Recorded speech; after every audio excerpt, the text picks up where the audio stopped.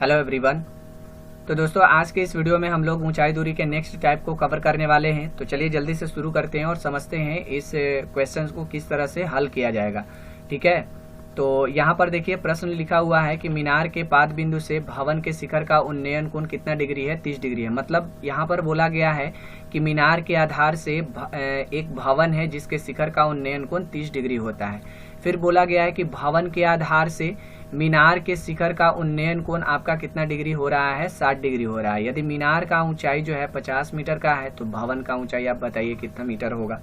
तो इसे बनाने के लिए सबसे पहले आप यहाँ पर सबसे पहले जो है आप लोग जो है दो प्रकार के फिगर को यहाँ पर ड्रॉ करना पड़ेगा आप लोगों को, क्योंकि यहाँ पर चित्र में मीनार और भवन दो चीजों का चर्चा किया गया है। तो आप सबसे पहले मीनार बना लीजिए। तो यहाँ पर देखिए मैं यहाँ पर ए बन गया आपका मीनार और यहाँ पर ए बन गया आपका भवन। ध्यान से समझिएगा दोस्तों। और ये दोनों कहाँ पर खड़े होंगे? तो दोनों जो है धरातल पर खड़े होंगे। तो ए बन गया आपका धरातल। अब यहाँ से बारी बारी से आप लोग लिख लीजिएगा कि ए आपका क्या चीज है? भवन है बना हुआ, और यहाँ पर आपका क्या है? मीनार बना हुआ है, चूंकि मीनार भवन से बड़ा होगा। अब देखिए यहाँ पर मीनार का जो ऊंचाई है वो टोटल कितना दे रखा है? 50 मीटर दे रखा है। तो यहाँ पर दर्शा लेना है आपको कि कहाँ से कहाँ तक 50 मीटर इसका ऊंचाई होने वाला है। फिर दोस्तों इसके बाद क्या करेंगे? इसके बाद कोण बारी बारी से हम लोग ड्रॉ करते हैं। जैसे पहला लाइन में बोला गया है कि मीनार का जो आधार है मतलब पाद बिंदु जो है, इससे भवन के शिखर का उन्नयन कोण कितना डिग्री हो रहा है? 30 डिग्री हो रहा है। तो यहाँ पर देखिए मीनार का जो है आधार देखिए यहाँ पर होगा मीनार का आधार, और भवन का शिखर देखिए यहाँ पर होगा भवन का शिखर।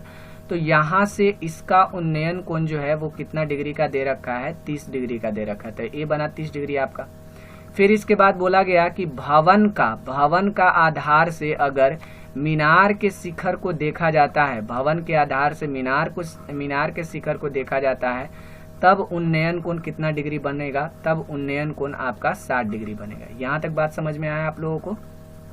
अब इसका नाम हम दे देंगे। यहाँ पर जो है इस पॉइंट का नाम मैंने रखा ए नाम रखा, इस पॉइंट का नाम हमने रखा बी, और इस पॉइंट का नाम हमने रखा सी, और इस पॉइंट का नाम हमने रखा डी।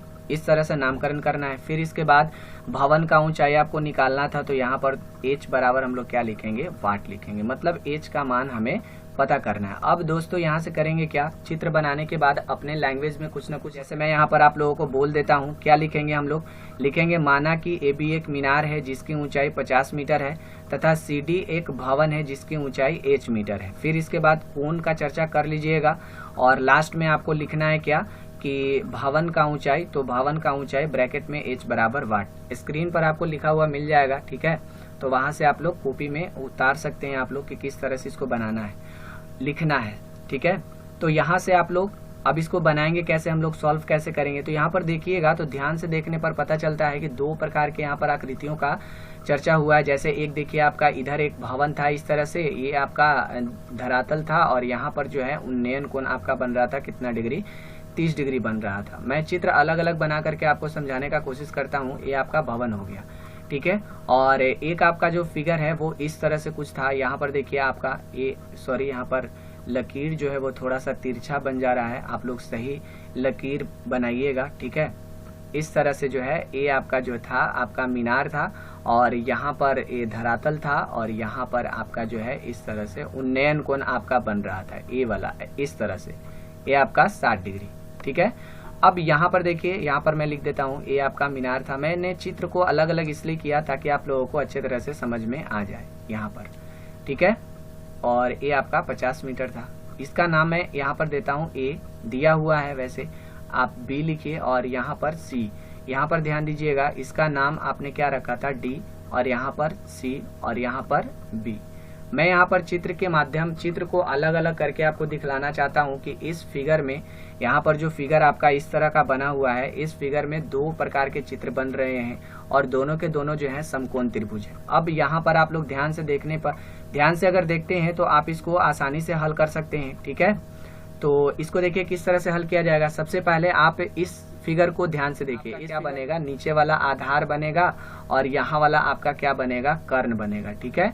अब इस फिगर में भी ध्यान से देखिए 60 डिग्री का चर्चा है, तो यहाँ पर ध्यान से समझिएगा, ये आपका बन जाएगा क्या, लंब बनेगा, यहाँ पर कर्ण बनेगा, चूंकि 90 डिग्री के सामने भुजा बन रहा है AC, और BC आपका क्या बनेगा, आधार बनेगा।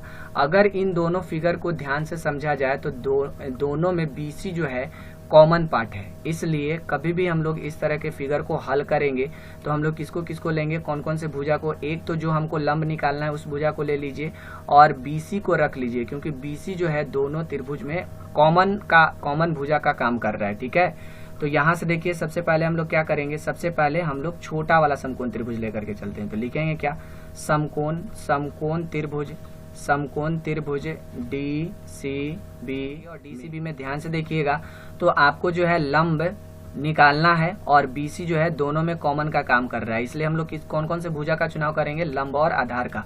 और लंब आधार किस में आ जाएगा, तो tan में आ जाएगा। तो tan यहाँ पर कितना डिग्री लिखिए, 30 डिग्री।